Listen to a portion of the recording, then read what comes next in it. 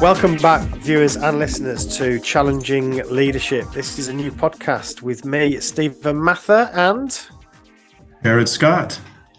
Marvellous. So thank you very much for joining us. So I'll let you introduce the subject, Jared, because I think this was one you really wanted to talk about. And you've said in our little pre-chat that you're very passionate about this topic. So do you want to introduce what our topic is for today, please? Absolutely, Stephen. So today, I'd love it if we could talk a little bit about the leadership and the aspect of leading through change. Change is something that we can all struggle with, but as we've seen, the world scene has changed in the past 3 to 4 years, and there's been a lot of changes in the office environment, in the workplace. It's made it challenging for leaders to be able to accommodate all of these changes. So we're going to talk about change, and there's going to be some controversy, I'm sure. I don't know if we're going to get aggravated with each other, but we're going to definitely. I can never talk get mad about with you, these Jared. things. No.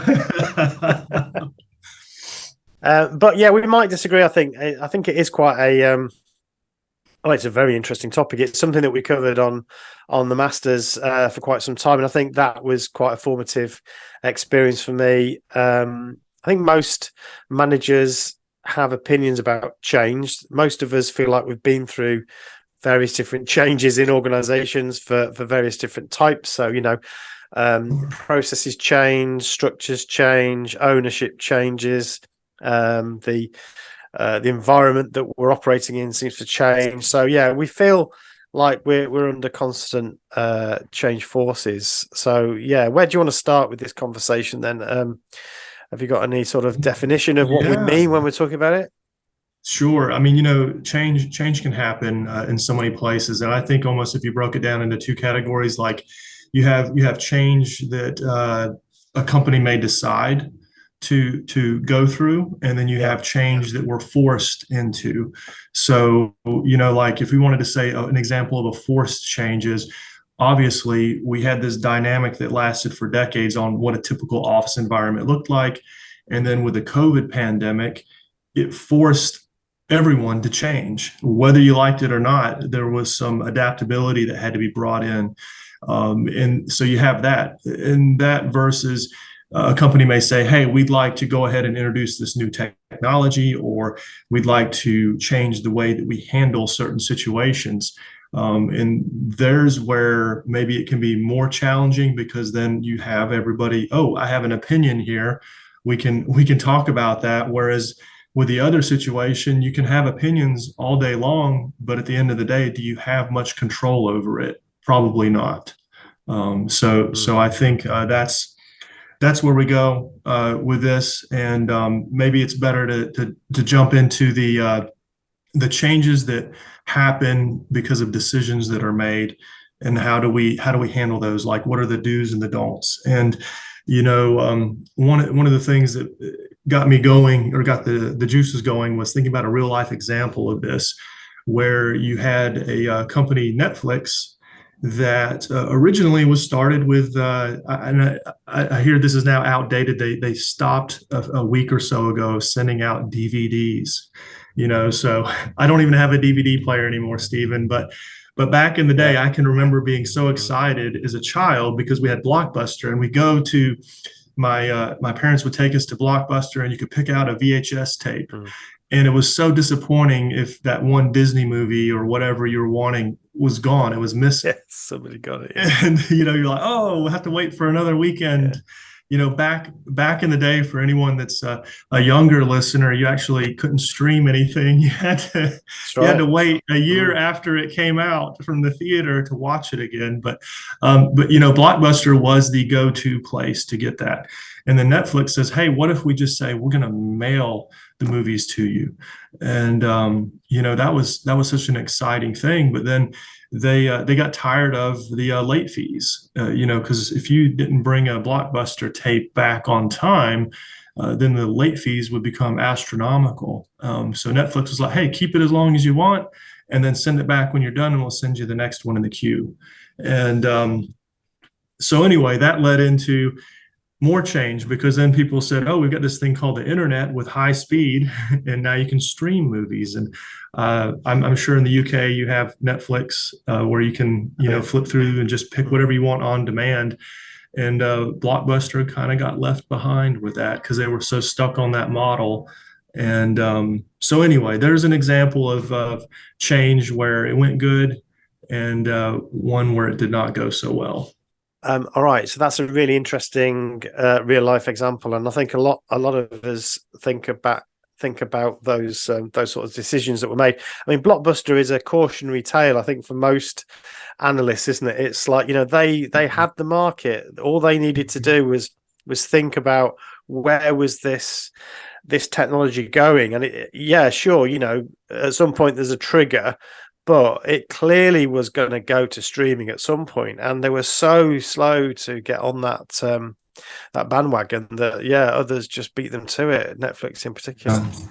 Yeah. Yeah, and the thing that is interesting is, I mean, it's easy to look back on and say, "Oh, the big dummies," Mm. but when you're in the moment, Yeah. there needs to be a point where you say, "I don't need to jump on the latest trend," Mm. because I had a friend who did that, and I don't know if you remember that for like a flash in the pan, they had these mini discs for music. Mm. Yeah. Yeah, it was like 3 or 4 months, and then boom, it was gone. Everything Yeah. went to MP3 or Mm. whatever. But imagine everybody that invested all that money in those things, and that was a failure too. So I think not every change is good, and you can't be so adaptable that you just turn every time the wind changes. Sometimes you need to have some Yeah. robustness to your business model so that you can resist change.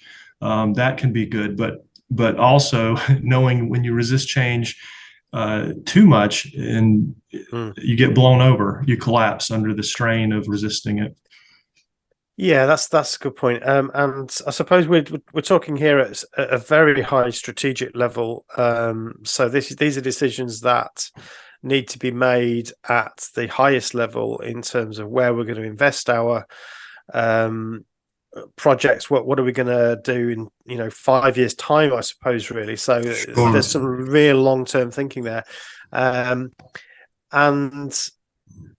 so at a slightly lower level of organizational structure, we have middle managers and others. Perhaps they're more the people that I talk to, I suppose, on a more regular basis, and they're the Same. ones that have to then implement whatever these changes are. And I guess there's a pressure there to stick with what we know. So those middle managers knew what they were doing, they knew the processes, they knew what worked, and they were pretty good at it, and everything worked quite well. So why would you, from their perspective, have to change everything? It's expensive, and as you say, there are examples of jumping too quick. So yeah, there's an inertia within the organization, I suppose, to keep things as they are.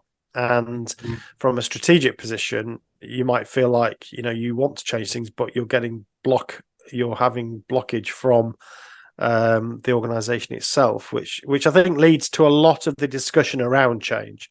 So in Yes, my experience, a yes. lot of the discussion around change is, how do you implement changes within organizations? Now, this could be because of some external threat, like a Netflix or some other disruptor, or it could be because we're just not doing something very well. We're not actually servicing the customer very well, or there's another external issue. Or we have opportunities to do things better, so we could actually be more efficient, or take advantage of an opening somewhere. So Yeah. I guess that's where most of us find our experience of change. It's like, how are we coping when the organization wants to make a change? And have you got any thoughts about that, sort of the good ways to do that, or the not so good ways to do that? Sure. Well, I mean, looking at that level, which definitely is where the majority of people are going to be affected. The biggest thing that I've seen is that, when you have change, you're dealing with an emotional feeling, and there's some Mm. when you're uncertain, like if change comes, there's an email that comes through, or somebody says, "Hey, we're going to have a big meeting about some changes," whether it's a new manager or whatever it is. You feel so uncomfortable. I mean, I think is a rule, most people do not like change, but you can ease that change or that feeling. One, I think being very transparent, communicating transparently can help. And I've seen it so many times where it's like it's got to be a big secret, or let's not give too much of the picture. And I'm like the exact opposite. I like to let everybody know everything that I can possibly know that's going on, because I feel like, and that's just me feeling how I feel, is I feel more comfortable when I know, hey, this is where we're going. I like to see the whole map, not just the next exit I need to get off of the highway.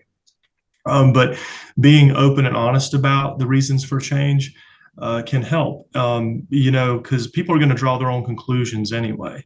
But you'd rather let them draw the conclusions that you basically painted the picture for them ahead of time and said, hey, this is where we're going with this. You got to engage people, I think, involve them. The old I don't know, my parents always said, why do we have to do this? And mom and dad would say, because we told you so. We're the parents, and I don't, say, why are we doing this? As well, because I'm the boss. And it's like, that kind of can invoke a little bit of resistance to it, even if the change is absolutely necessary and it's beneficial for the organization or for the employees as individuals. But just being open and transparent, I think, is a good way to start. Yeah, yeah, absolutely. Um, and I definitely agree. I agree with that principle entirely. I suppose the the slightly controversial element to this, I suppose, is there is a there is an area of research that is questioning this idea of constant change, and it's Mhm. I guess the question isn't, if you talk about something really really high level like Netflix Yeah. disrupting a whole industry, then I guess it's hard to argue that is a change, and that's being brought on by some external force, whether that be a company or something else. And COVID, I guess, is another example of that. Although you could argue in both of these cases, the change was already coming. It's just Yeah. that, and it's you could say that it was a natural process. It's just that maybe COVID accelerated that change. I mean, we were already starting to have meetings online for many years. The Oh yeah. technology's kind of been there. Um, but we just needed that little push to do more of that, and now we Yes. don't think Yeah. twice about having a Zoom meeting, for instance, which before I'm not sure we would have done. So I Yes. guess, but the argument, I suppose, so here's something to throw into the mix. So in the literature, there's two types of change that is mentioned. Mhm. There's episodic change and there's continuous change. And if we think about and how we frame change, in many ways determines how we're going to approach it. So the old-fashioned and sort of traditional way of thinking about change is that the management identify something that we need to do differently. That sometimes comes from an external pressure, or it comes from an identification that the customer needs something different, or we want to be more efficient to reduce waste, or these are all kind of drivers of change. But ultimately, it's the management that decide that we could do these things better, or we need to respond to this thing that's happened. Therefore, we as management then drive the change, and so then it's about how we actually go about doing that. And I think I've been in your corner, and I've tried to push for involvement as soon as possible to get people to feel that they have some control over what's happening, and at least communicate what is going to happen, give the reasons for the change, and all of those sorts of things. And that again is the way that we've been trained to deliver change as managers, I think. And the more progressive of us always wanted to do that in a collaborative way. But ultimately, it's the management that decides what has to happen, and that's because we are seeing change as something that is unusual. It's an episode of change. And then so this harks back to Lewin, who is one of the kind of original people who framed change. You come across Lewin before, I'm sure, with in terms of autocratic and democratic leadership and so on. Hmm. Lewin also did a lot of work on change, and his model was a 3-step model for change. It was unfreeze, change or transform, and then refreeze. So the idea Hmm. is that things are going along as they always have. Things are, basically cast in stone. This is what happens. And then in order for us to change, we have to unfreeze this great monolith that is the Yeah. process or the organization. So we unfreeze it.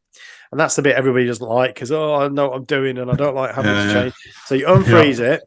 Then you make your changes. So it's then that you do the change of process or the change of personnel or whatever it is, and then you freeze it again. So you had a process, then you have to unfreeze it, and now you freeze it again.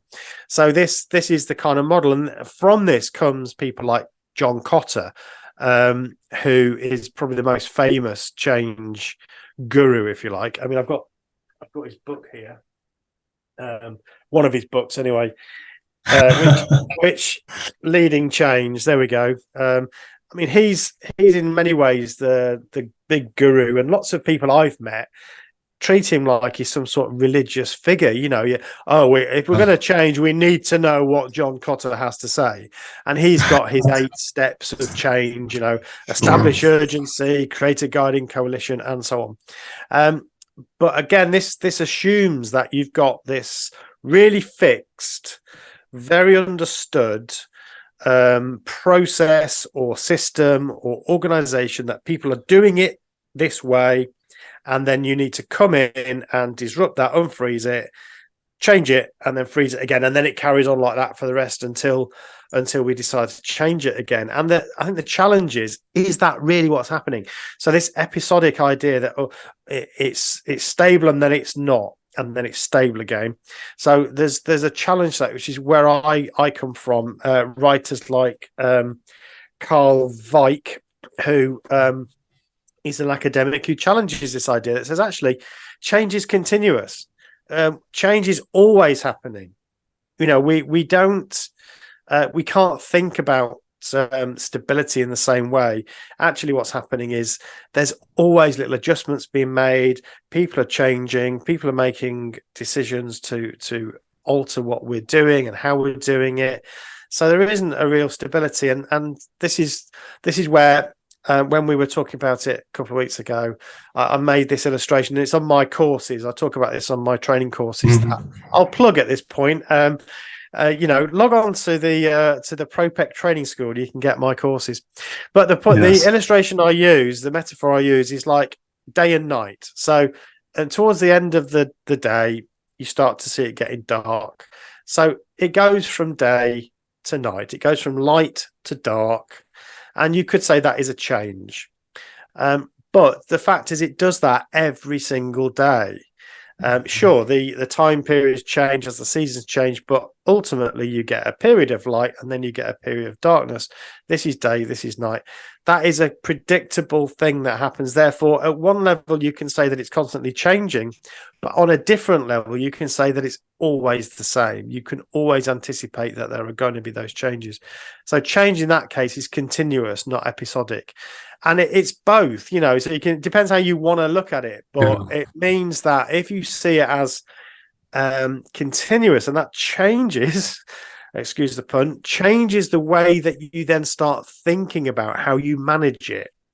So, Yeah. I've rabbited on for quite a while there. I don't know what your No, thoughts. no, it's good. It's good information. I have to agree with you, but I think the danger there is that you're going to lose people. I almost think about like a change is like transplanting, taking a plant from one area and then putting it somewhere else. And do you get all the roots? Do you get everything with it and then put it there? And I always say you have these stragglers left behind where some people are not going. They're very resistant to change, and they're gonna keep doing it the old way as long as humanly possible. And Mm. so constant change, the caution there, I think, is that um, do you let the roots get in, or do you're always moving around? And so it's like maybe incremental changes, very small things, so that people don't get so rigid. It's like I feel like it's a ballet or a fine balance of like don't get so rigid, but also don't constantly change, because then, ultimately, I think companies want stability. People want stability in their life. Um, and it made me think about, there was this illustration. I don't remember the biodome or the Earth Dome. They had these people that tried to act like they were on another planet, and they had this Yeah, encapsulated biosphere. I think maybe that's the proper term, but they noticed that the trees there were falling over inside the dome, and they couldn't figure out why. And then they figured it out. Is like the earth has wind, and so the trees actually, when the wind blows against the trees, the wiggling, it causes the roots to kind of grasp for a better stronghold. Actually, the roots were being fortified by, I'll call, the wind change. And so in the same event, they were saying, well, there's no wind in there because it's isolated, it has this dome over it. The trees would just fall over because the roots weren't developing. They had everything, the water, nutrients, but no wind. And it made me think that, change, maybe a hurricane is what the way some change happens, where it's this a massive amount of wind and it blows people over, and or it moves them to different spots. Whereas maybe incremental small changes, because the danger is if you just, let's have change just to have change. I think change needs to be purposeful, but it can't be abrupt. Abrupt change is just going to leave people in chaos and scattered, and you're going to lose people along the way. And maybe there was a course correction. Sure, I agree that change was coming, but COVID was like a punch. It was like you're going to have to do something now. And we even see where change didn't occur. Some people are like, nope, nobody can work from home, and then people are like, fine, I'll go somewhere else. yeah, It's interesting how it's all happened, but it's probably been going on for a long time. yeah. I think that's right, and I think we probably violently agree on this actually. In that, Yeah. it I think it depends how you look at it. So yeah, if you're making small incremental changes, then in a way, change just becomes the norm. It's like the way we do things around here is that we constantly adapt to these Yeah. the way that the organization waxes and wanes and the customers' wants and needs, and we're constantly able to do that. But that's a very different sort of model of change to your John Cotter sort of top down. Right, this is now that the big I am comes in as the consultant and says, right, this is the way that you do it. You first have to, I mean, I don't know if you read his books, but he's still very respected. Um, but his first stage of his 8-stage process is to create a strong sense of essentially foreboding that you've got to change something, otherwise everything's going to be an absolute disaster. So he calls it establish a sense of urgency to do the change. And actually, when you read his book, he says, well, if there isn't anything, essentially, I mean, this is my interpretation of it. I don't want to, get in. I don't want to libel against me, but the way I read it is he's saying, if you can't find anything, make something up. Actually, make it happen yourself. So disrupt something. Tell people you're going to have to do it a completely different way now. And I remember this happening in businesses I've worked in before, where some kind of urgent disaster was cooked up in the senior management team to tell us that if we don't do something soon, this is going to be an absolute disaster. And I now know what they were doing. I know that they were following the Cotter playbook. Now, Yeah. this is a very top-down way of thinking, and I suppose what I get concerned about is that this is a fairly arrogant way of managing your team. It's like saying, as the managers, we know what's best, and we are going to impose this upon the workforce. We're going to lie to you as well, by the way, make you scared, Yeah. and we're going to make sure that you see it as really, really serious, and you've got to do it this way. And I think what you described was this much more dynamic, constant change. And it reminds me of things like the Deming cycle, the plan, do, check, act sort of cycle, which Hmm. lots of organizations do variations of this sort of thing, where you plan to do something, you take the action, you observe the effect of that, and then you make further changes. This is a continuous improvement sort of cycle, and I think Hmm. that's actually what happens much more within industries. So we should be equipping our people to be able to do that really, really well. And Yeah. the time when you get the big Bertha change, when the real, like the Netflix, the Yeah. streaming phenomena, let's say, and responding to that, that's very rare. And the COVID change, that's pretty rare. Actually, most of the time, if we can equip our people with the skills to identify when things are not quite working, and making adjustments, whilst at the same time identifying processes, writing those processes down so everybody knows the right way to do it, I think that's a much more useful way of thinking about change, personally. Or Yeah, but the other part of it is that sometimes the head honchos, the big guys up top, they see the bigger picture, and they know what's going to work. I think about Henry Ford. He said, and I'm not quoting exactly, but he's like, if I gave everybody what they wanted, then they would have just gotten a faster horse. And that to me reminds me, sometimes they know what is best. Honestly, there's sometimes I think that CEOs and these higher up managers get this, they're the villains, or it's all about money. Sure, but they also go, I know what's going to lead this company into the next decade of success or whatever it may be.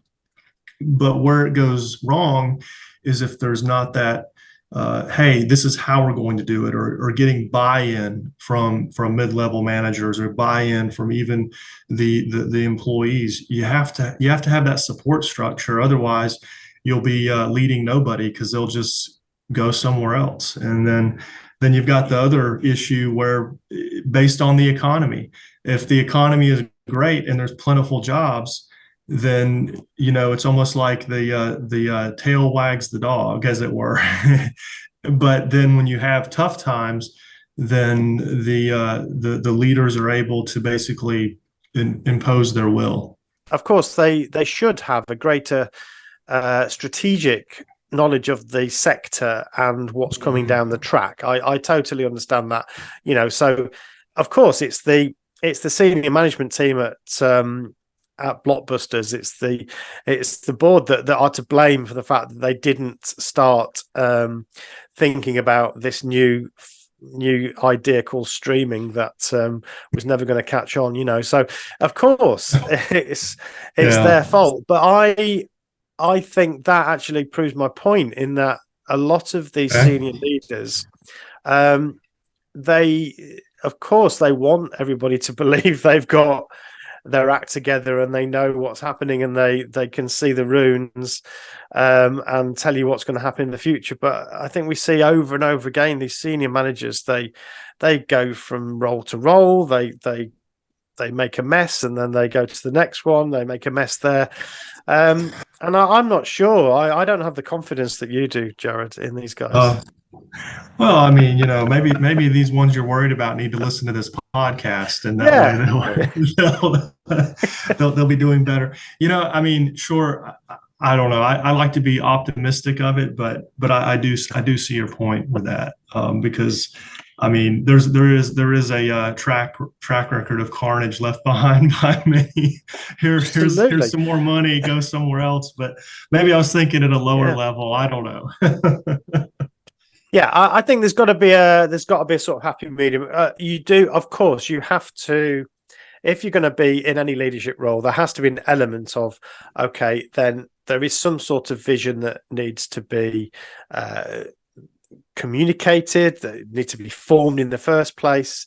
So, of course, there's a need for leaders to lead. I get that, but I think there is a danger that, and this happens in the literature as well, is that the way it's painted is that the workforce they don't really understand anything, and they're quite irrational actors.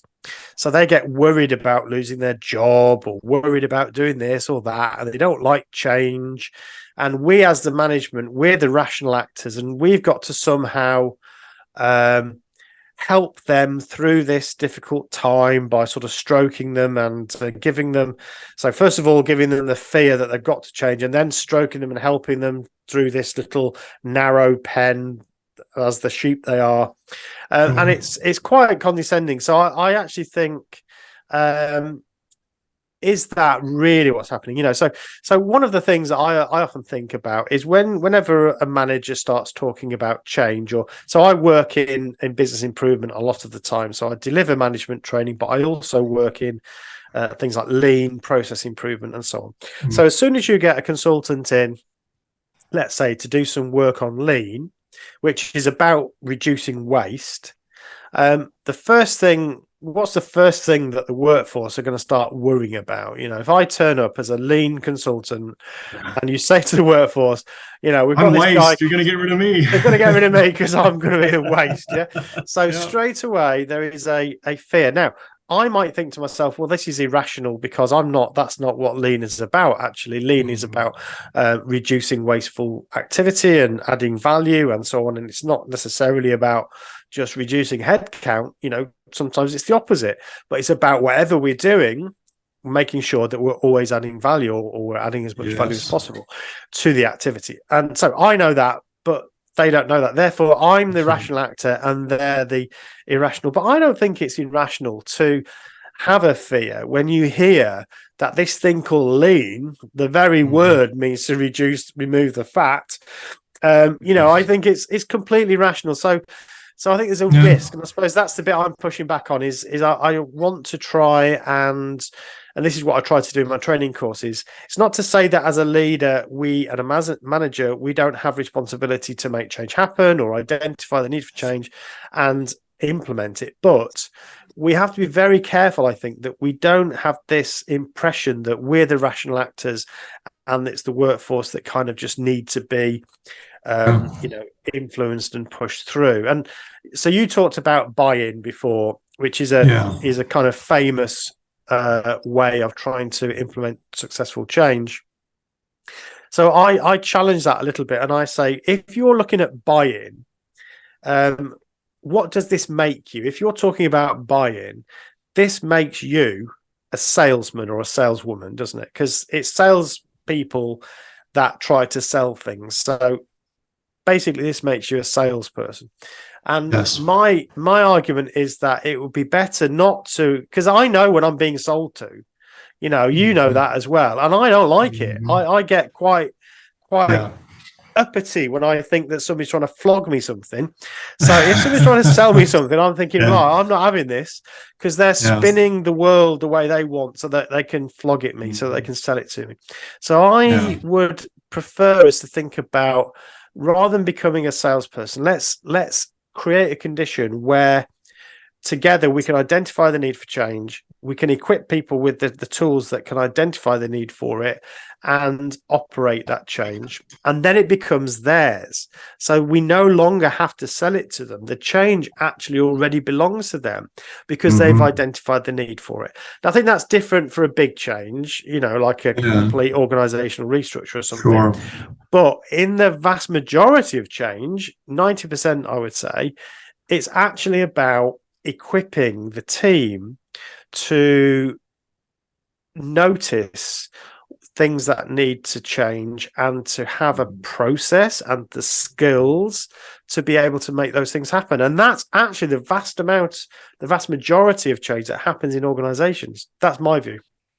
Yeah. Well, I mean, I'm not going to disagree there. I remember we implemented, I was part of a project. We did the Kaizen and get rid of the Muda or the waste and Six Sigma and all of that. And I was leading up a project, and, we approached it from the sales side, like I was like super passionate about it. Here I had become the thing that I hated the most. And it was like, I go to Europe and I learn how to do all this the right. I'm like, I come back and I'm like, man, it works so great. They increased their productivity and everybody's just rolling their eyes at me. And it wasn't until we actually said, hey, let's go into this.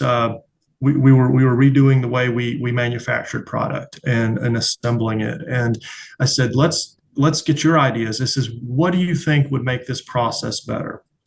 When you got buy-in from the individuals, then the change started to occur. Because even Toyota and others that did these optimization projects, you have to get the workers to go along with it. Otherwise, they're going to fight the change. I mean, there's that resistance again. So yeah, Yeah. I agree, because no amount of pizza parties and somebody getting up there and cheering everybody on is going to Yes. do anything. Even Yeah, free beer isn't going to get it. They'll just drink your beer and still do the absolutely. same thing they were doing. Got it. Yeah, no, I totally agree with that. Again, this is standard practice. It is something that often happens on change programs. Is okay. Well, let's first of all, before we try change the process, before we think that there's things that need to be changed, let's make sure that the workforce understand what the current process is and actually Mhm. what we are currently doing. And you as a leadership team, do you really understand the process? So I generally start with a big brown paper exercise where we really break down the current process, not what we'd like it to be, not even what the standard operating procedures say that it should be, but actually what are we doing now? And the only people who can really do that, with some help, facilitation, is the workforce themselves, because they know what they're doing. So yeah, observation, if you can get some filming of that, that's great. But the workforce themselves need to be able to identify what the current process is. Oh, this is what I do then, and this is what I do now, and this is how we do this, and this is how we do that. And you end up with this big, ugly looking process map that is complicated. There's some parallel processes that happen, and we get them to stick little notes on all the different bits where we could look at that in a bit more detail. And so what's happening, I think it would be a mistake for many people who do this don't really know why they're doing it. They think this is part of the implementation that I, as the manager, need to get to them. But actually, that's what isn't what's happening. What should be happening during this process is that the workforce and the management, whoever's doing this, are making sense of what's actually happening in front of them. So Vike talks about this sense-making process, that actually what happens in industry, in all sorts of, in offices everywhere, is that what we're constantly doing is trying to make sense of what's in front of us and understand what's happening. And then that allows us to make choices about what to do next. So what you're doing here is you're creating a common sense-making activity where everybody is trying to make sense of what's happening and really understand it. From this Sure. falls out better ways of doing things. And that then becomes the core of the change. So sure, the management has identified that we could do this better, but actually the bones of the change is coming from the individuals themselves. And that I believe is a much more effective way. But I'll tell you, my experience of how it does and doesn't work in a minute as well. But I just want to get your sort of response to that. Yeah. It's I don't know. Then I worry about that too, because we did some of that brown board, if you'd like to call it that. Yeah. we get these sheets of paper, flip charts everywhere, and it created chaos because there still had to be a decision that was made. Like, at what point do you say, hey, we appreciate your opinion and your buy-in, but we're not putting that on our pizza? Like, Yeah. there I go Yeah. again with my food illustrations. I'm sorry. It's I'm always hungry but after I've spoken to always you. like, I don't know what it is about this podcast. I'm hungry again, and I had a nice breakfast. Yeah. But anyway, so it's like it goes there. But then I go, well, but I've been in classes where someone comes up with an ingenious idea. It's this little speck on the board, and you're like, wow, let's take that and let's work with that. So it generates buy-in. But I go back to the feelings. Is you have to make people feel like they're involved in not, I'm not saying from a sales approach, because they can tell when they're being BS'd, but I'm saying genuinely, you say, I want to know what you think is going to work with this, and then go on that. So because well, last episode we talked about this charismatic leadership. If you say, "Hey, everybody, Mm. put your ideas on the board. Let's all look at it and everything," and then you toss it away in the rubbish bin, and then you say, "This is what we're going to do."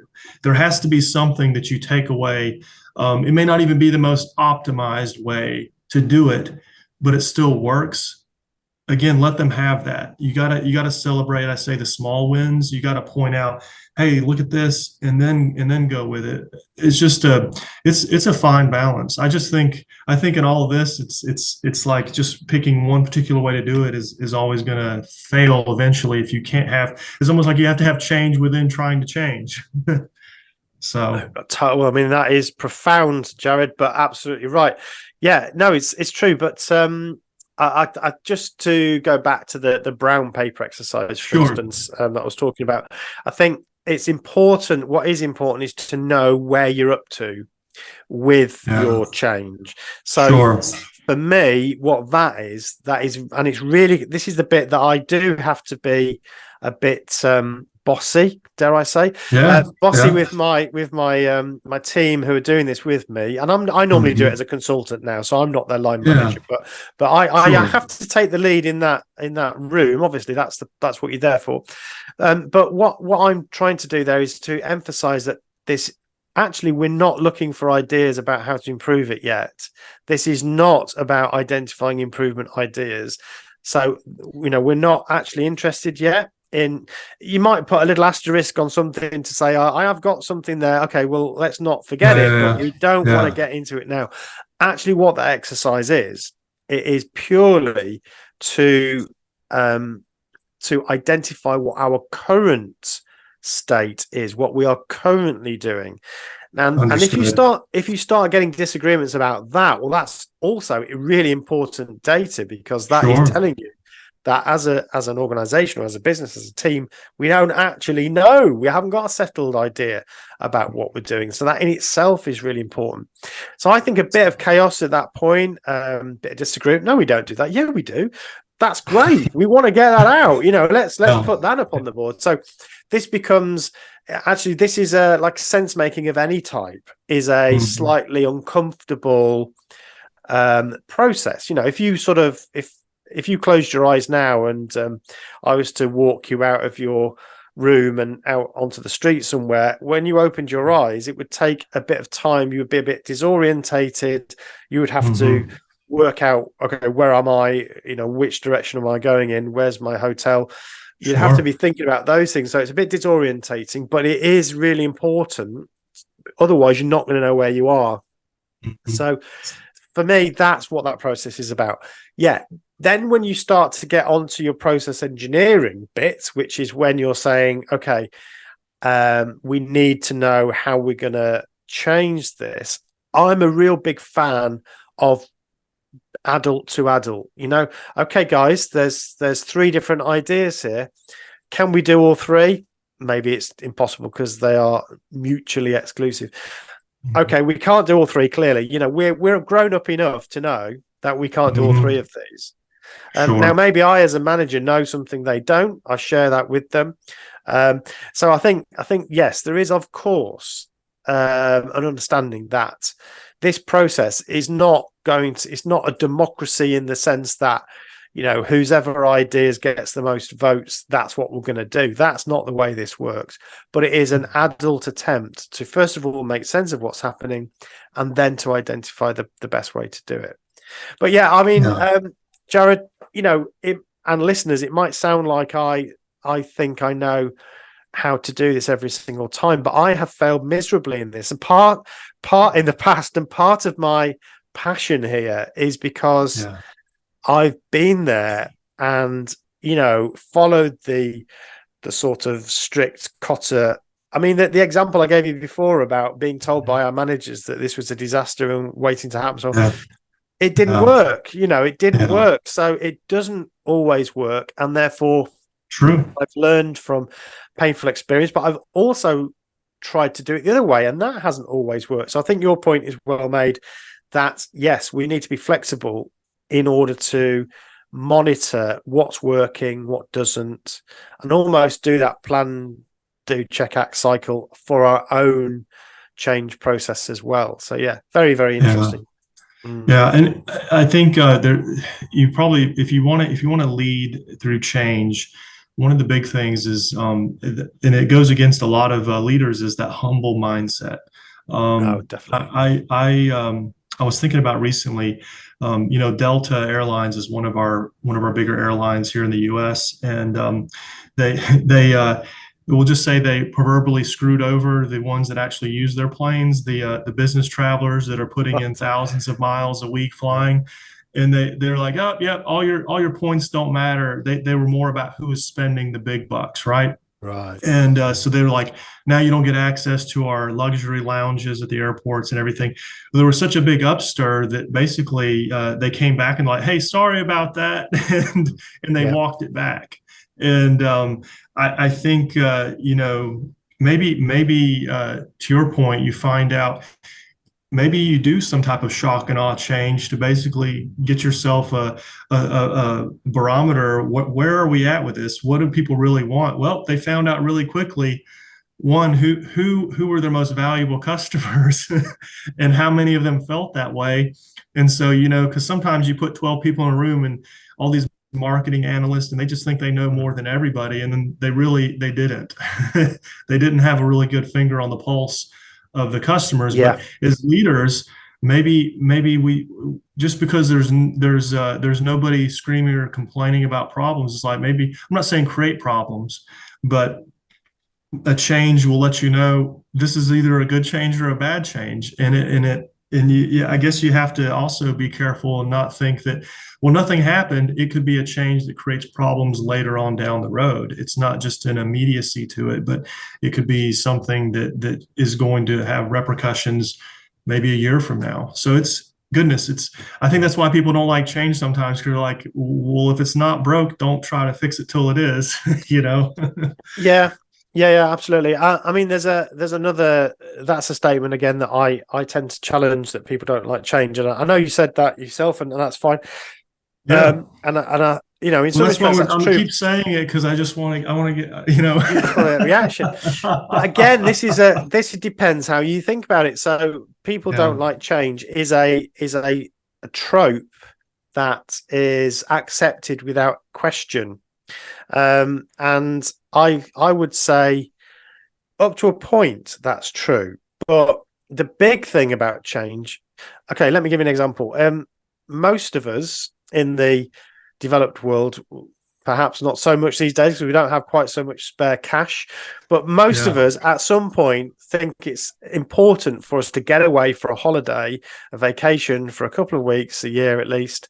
And sometimes we spend thousands of pounds or dollars on that trip to get away. So what is that if that's not change? I'm giving up my bed. I'm going to a different country or a different state. I'm going to stay in a place I don't normally live. I'm eating food I don't normally eat. That is change, and we're doing it to ourselves. Most of us Mhm. at some point start a relationship or end a relationship or move house or change jobs. So sure, we have a bit of nervousness about it, but we do change all the time. We are constantly changing, and we actually make it happen ourselves.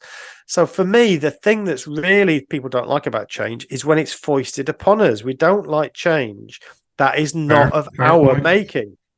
Yeah. And this again leads me to the point that if only we could make change so natural and equip our teams with the skills and knowledge in order to constantly make change happen. Actually, that's what we want. We want constant change that is thoughtful, observed.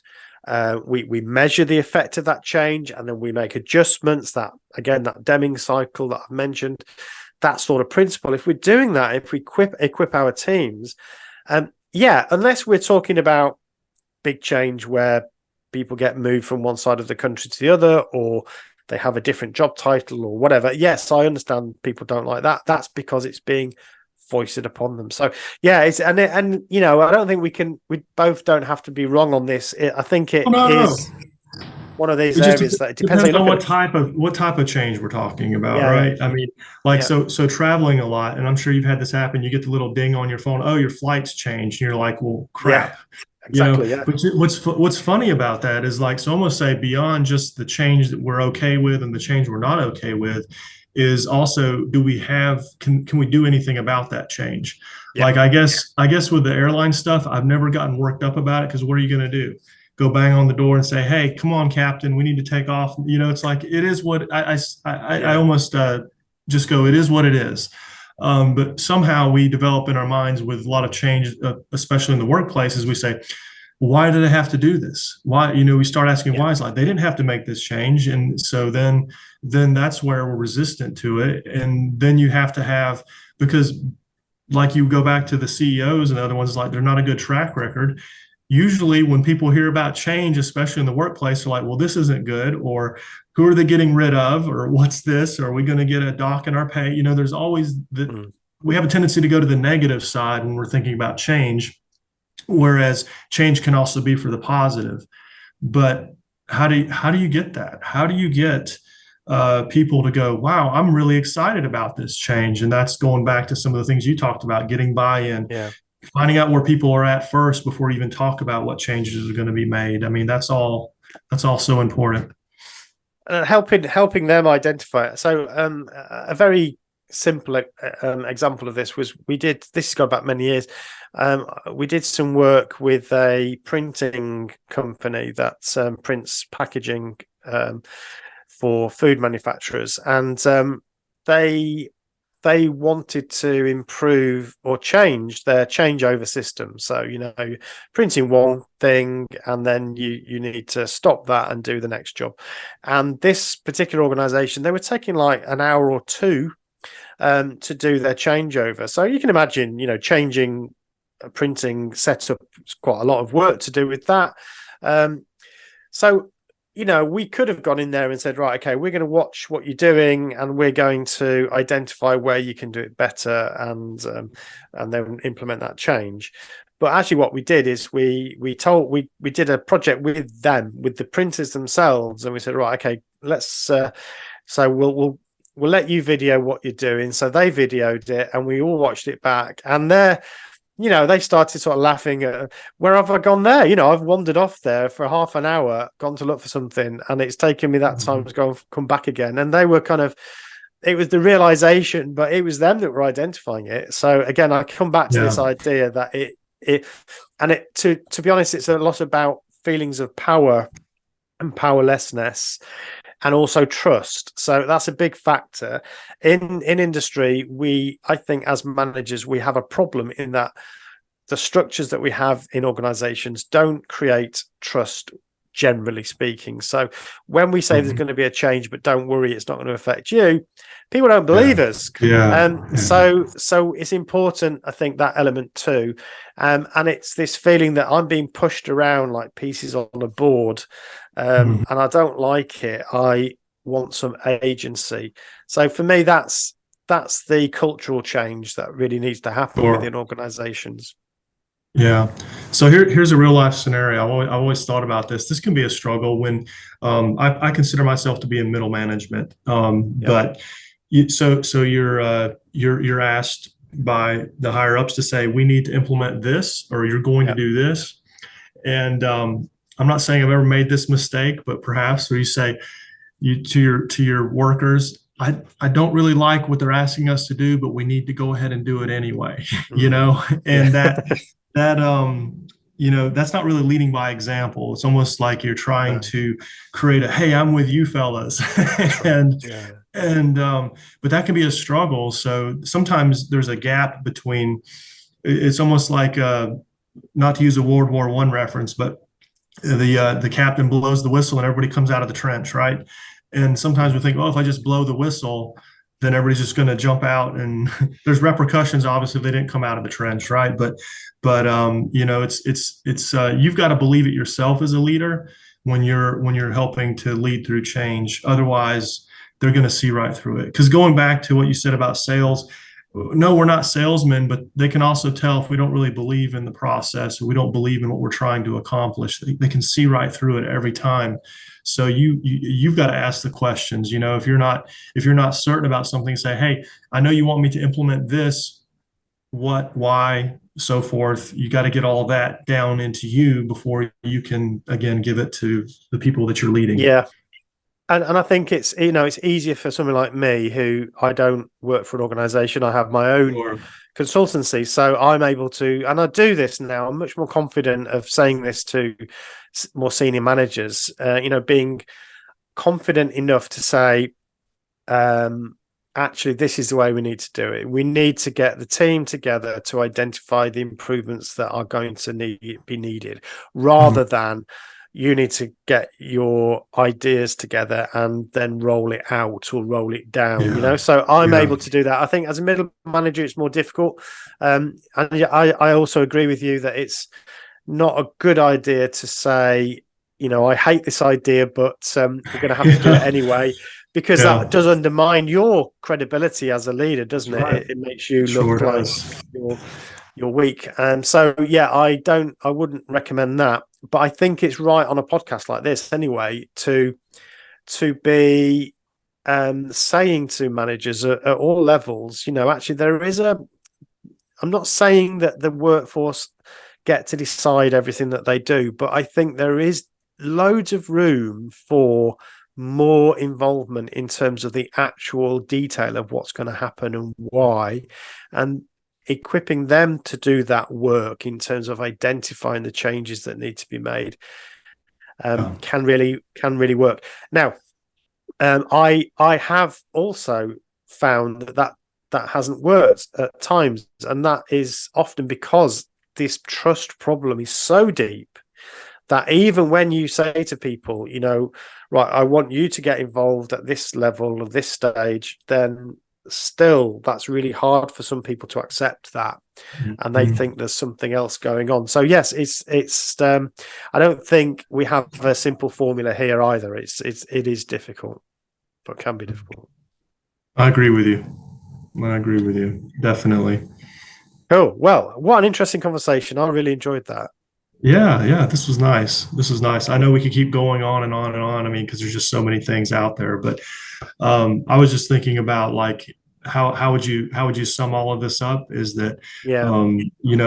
I think the big thing is that we cannot control change. I mean, at the end of the day, like you said, if the sun going up and sun going down and everything, it made me think it's like, no one's stopping that from happening, right? Sunrises and sunsets are always going on, but it's just like, what are we gonna do about it?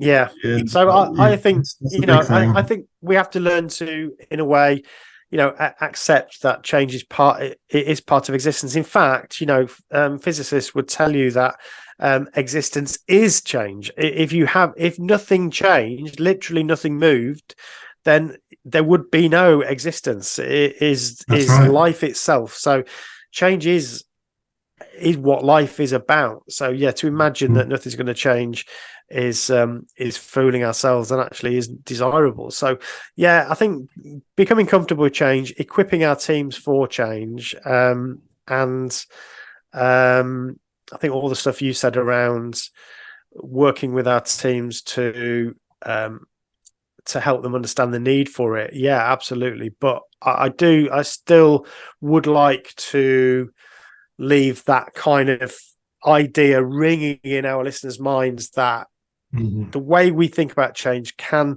maybe sometimes be very itself quite rigid and top down, and actually Yes. change could happen at a much more Yeah. organic level. Yeah. That definitely agree with you there, Great. Stephen. Well, we've come to our hour, and you're away doing some work on location or site. Yes. So Yes. thank you for joining us from your hotel room today. I'm in the comfort of my office. Absolutely. My pleasure. So, listeners, if you like this podcast and if you want to listen more, then don't forget to subscribe on whatever platform you're watching this or listening to this on. And if you're on YouTube, then you've got a link to my leadership and management programs through the ProPEC training school. So please join us there. There's also a LinkedIn group that I run. So join us on the LinkedIn group, and we can talk about this more. And don't forget to let us know what topics you'd like us to cover. All right. Well, Okay, until next thank you very time. much. Until next time. See you next Yeah. time. Bye bye. See you. Bye.